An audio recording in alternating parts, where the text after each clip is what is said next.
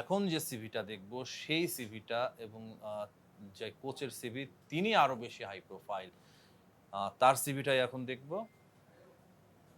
বের্ন্ড স্টর্কের CV, German coach এবং বেশ পরিচিত, বিশ্ব ফুটবলে পরিচিত মুখ। তিনি আসলে বাংলাদেশ জাতীয় ফুটবল দলের কোচ হওয়ার জন্য সিভি জমা দিয়েছেন বাফুফেতে। এটা কিন্তু বাংলাদেশের ফুটবল ফ্যান যারা রয়েছেন তাদের জন্য বেশ গর্বের একটা ব্যাপার এবং এত বড় একজন কোচ বাংলাদেশের জাতীয় দলের দায়িত্ব নিতে চান, হামজা সমিতদের দায়িত্ব নিতে চান। সেটা কিন্তু বাংলাদেশের ফুটবলের জন্য একটা বড় অর্জন এখনই বলে দেয়া যায়। শেষ পর্যন্ত হয়তো তিনি কোচ হিসেবে নাও আসতে পারেন, কিন্তু এই যে হামজারা আসার পরে বাংলাদেশের ফুটবলকে নিয়ে যে একটা উন্মাদনা তৈরি হয়েছে তারই কিন্তু প্রমাণ আসলে বের্ন্ড স্টর্কের বাফুফেতে সিভি পাঠানোটা। তার সিভিটা আমরা দেখছি, তার জন্ম ১৯৬৩ সালে, জার্মানিতে জন্ম। এখানে টোটাল পার্সোনাল রেকর্ড দেখতে পাচ্ছি ৩১৪টা ম্যাচের মাঝে ১৩৮টি ম্যাচে জয় এবং ড্র হচ্ছে ৬২টি, ১১৪ ম্যাচে হার। কোচ হিসেবে তার অর্জনগুলোর কথা এখানে লেখা আছে। Greek under twenty champion, Hungary qualified to Euro after 44 years, অর্থাৎ Hungary qualified to Euro after 44 years. তার কোচিংয়ে হাঙ্গেরি ৪৪ বছর পর ইউরোর মূল পর্বে খেলার যোগ্যতা অর্জন করেছিল। একটা ইতিহাস কিন্তু তৈরি করে দিয়েছিলেন স্টর্ক। এবং সেই ২০১৬ সালের ইউরোতে হাঙ্গেরি গ্রুপ পর্ব থেকে শেষ ১৬তে পৌঁছে গিয়েছিল। তারপরে যে অর্জনটির কথা বলছেন ২০১৫ সালে হাঙ্গেরি অনূর্ধ্ব-২০ দলকে, অর্থাৎ অনূর্ধ্ব-২০ বিশ্বকাপের কথা বলছেন, যেখানে হাঙ্গেরি রাউন্ড অফ 16-এ পৌঁছে গিয়েছিল এবং ৪ বার বেলজিয়ান দলকে রেলিগেশন থেকে রক্ষা করেছিলেন তিনি। তারপরে তার সিভিতে যেটা সেকশন দেখতে পাচ্ছি, structure and approaches, game philosophy, training concept, performance diagnostic এবং অ্যাথলেটিক ইমপ্রুভমেন্টস।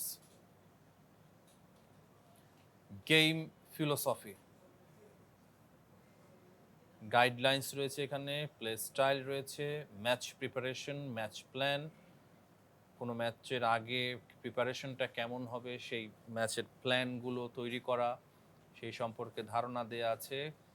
গাইডলাইন্সের একটা সেকশন দেখতে পাচ্ছি এখানে, যে গুণগুলোর কথা বলা হচ্ছে, দক্ষতার কথা বলা হচ্ছে, confident, active, pass quality, control, fast and dynamic, targeted, pressing, creativity, one versus one, এবং সবার উপরে যার কথা বলা হচ্ছে যেটা হচ্ছে টিম স্পিরিটের বিষয়টি বেশ গুরুত্ব দিয়ে থাকেন এই কোচ। বের্ন্ড স্টর্ক তিনি তার দলকে কোন ফরমেশনে খেলিয়ে থাকেন? তিনি তার সিভিতে ৩টি ফরমেশনের কথা বলেছেন, ৪-৩-৩, ৩-৪-৩ এবং ৩-৫-২।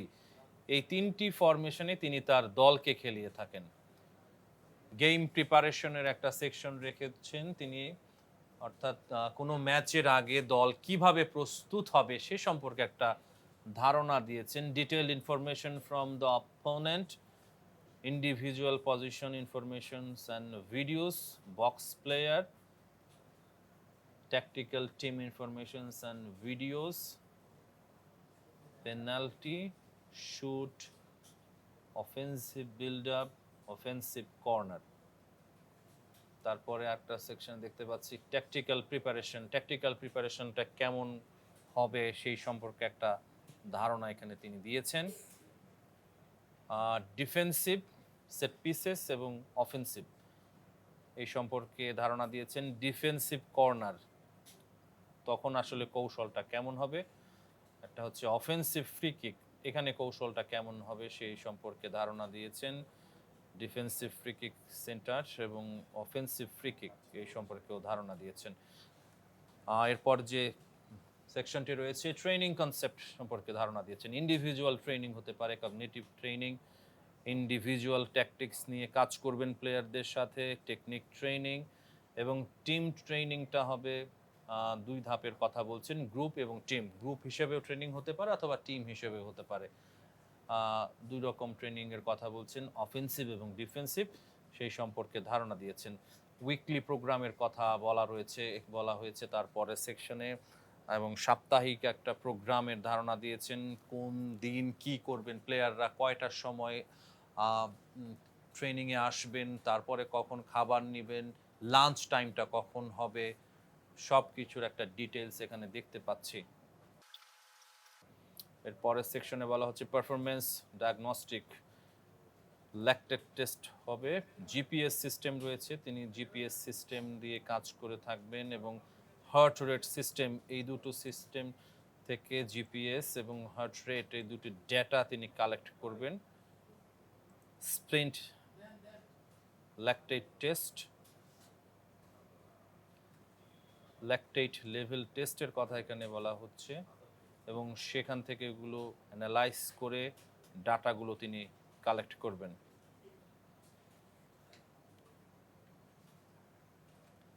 এবং একটা ম্যাচে যখন হবে তখনও কিন্তু প্লেয়ারদের ডেটাগুলো তিনি কালেক্ট করার কথা বলছেন, individual team tracking data plus এবং ট্রেনিং ডেটা, এই দুটো ডেটা থেকে রেজাল্টটা তৈরি করবেন।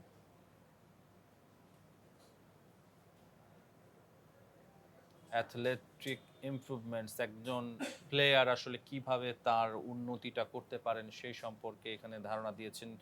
স্পিড কিভাবে বাড়াতে পারেন, স্ট্রেংথ কিভাবে বাড়াতে পারেন, এন্ডিউরেন্স কিভাবে বাড়াতে পারেন, ইন্ডিভিজুয়াল স্ট্রেংথ স্কিলের কথা যখন বলছেন, স্ট্রেংথ আপার ব্যাক এখানে দেখতে পাচ্ছি, শর্টেন্ড হ্যামস্ট্রিং, রেস্ট্রিক্টেড অ্যাঙ্কেল মোবিলিটি, অর্থাৎ একজন অ্যাথলিট কিভাবে তিনি ম্যাচের জন্য ভালো শেপে থাকতে পারেন সেই বিদ্যাটা কিন্তু তিনি তার খেলোয়াড়দেরকে দিয়ে থাকেন। এখানে দেখতে পাচ্ছি ইন্ডিভিজুয়াল প্রোগ্রাম, অর্থাৎ খেলোয়াড়দেরকে ওয়ান টু ওয়ান নিয়েও কাজ করে থাকেন এই কোচ, যেটা আগেই দেখেছিলাম, strength upper back, shortened hamstring, restricted ankle mobility, এবং এখানে কিছু এক্সারসাইজ দেখা যাচ্ছে। দ্য কমন ওয়ে, অর্থাৎ তার কোচিং এর আরেকটা সেকশন দেখতে পাচ্ছি যেখানে analysis of team and individual players, analysis of performance data, implementation of match and training philosophy, implementation of athletic philosophy, close cooperation between youth and first team। এটা খুবই গুরুত্বপূর্ণ একটা বিষয় এখানে দেখতে পাচ্ছি তার সিভিতে, অর্থাৎ তিনি যে দলের দায়িত্ব নিয়ে থাকেন সেই দলের ইউথ টিমের সাথেও কাজ করেন, অর্থাৎ দুই দলের মাঝে একটা চমৎকার বন্ধন তৈরি করতে সাহায্য করে থাকেন। প্রথম পর্বে আর্জেন্টিনার কোচ হুয়ান ভিতার সিভি দেখেছিলাম, এবং এখন একজন জার্মান কোচ, শেষ যে সিভিটা দেখলাম বেন্ট স্টর্কের সিভি দেখলাম, এবং তিনি সবচেয়ে হাই প্রোফাইল এই তিনজন কোচের মাঝে। শেষ পর্যন্ত জাতীয় ফুটবল দল কোচ হিসেবে কাকে নিয়ে আসে সেটাই কিন্তু এখন পর্যন্ত দেখার বিষয়, এবং বাজেটের একটা বিষয় রয়েছে। এই তিনজন কোচকে আনতে গেলে কিন্তু যে কোনো একজনকে আনতে গেলে বাজেটটা অনেক বেশি রাখতে হবে, এবং এই তিনজনের যে কোনো একজনকে যদি জাতীয় ফুটবল দলের দায়িত্ব দেয়া যায় তাহলে নির্দ্বিধায় বলে দেয়া বাংলাদেশের ফুটবলকে নতুন একটা উচ্চতায় এদের যে কোনো একজন পৌঁছে দিতে পারবেন, সেই যোগ্যতা তাদের রয়েছে।